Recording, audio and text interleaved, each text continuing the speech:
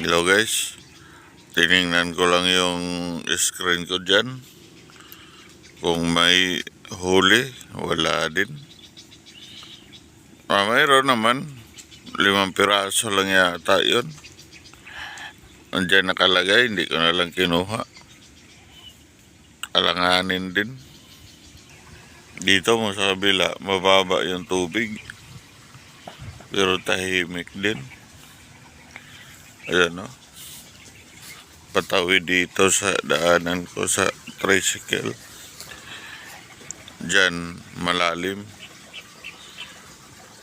Dito tahimik.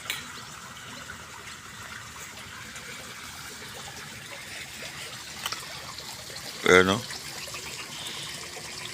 Tinamad na ako maglagay ng lambat, sigurado yan. May ano talaga yan. Kasi yan lang medyo malalim ngayon. Nandiyan lahat yung mga tilapia. Kaya lang malamig na. At saka hapon na rin.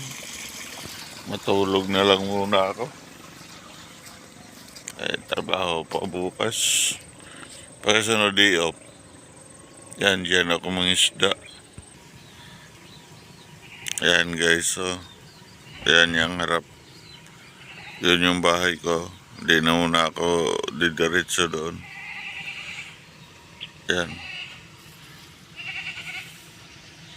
Ito yung nakapaikot sa akin dito sa palaisdaan.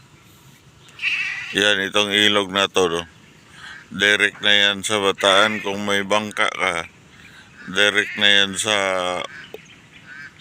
Bataan. Ano na yan? Kung tawag sa Bisaya, suba. Yan, kung may bangka ka, direct na yan doon.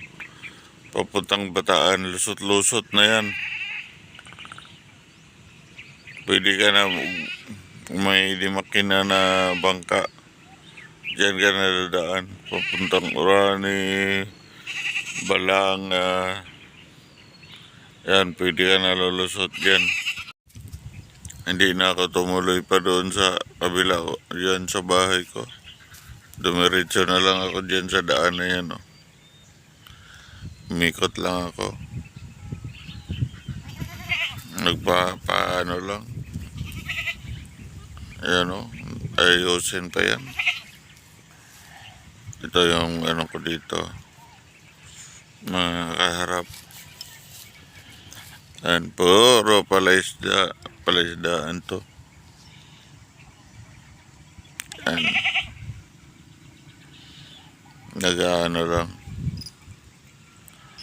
Yan guys. Pag mga ang laman ng pispa na to, alimango, sugpo, hipon, bangus, tilapia. Yun naman sa bandang dulo, kaharbis lang yan. Dito, harbisonon pa lang to. Hindi to sa akin, sa bayaw ko to. Kay Kuya Ding. Yan o. Diyan ako dadaan paakyat ng control. Yan. Yan yung una kong bahay dito. Alam na, pag wala kasing tao talagang titira, masisira din. Ano? Na ano na yung dingding. Ayan yung upuan ko. Tambayan minsan doon sa likod. Isang taon ko rin yung binubuo. Ako lang mag-isa naggumagawa niyan.